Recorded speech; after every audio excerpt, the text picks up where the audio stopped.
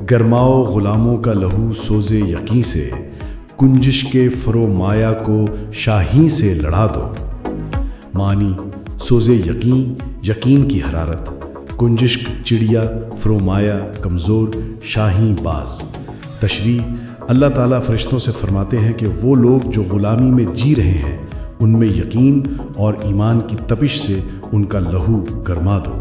یعنی ان میں ایمان اور یقین پیدا کر کے آزادی کا جذبہ پیدا کر دو اور ان کا ایمان اس قدر مضبوط کر دو کہ جیسے ایک کمزور چڑیا شاہین کے مقابلے کے لیے تیار ہو جائے۔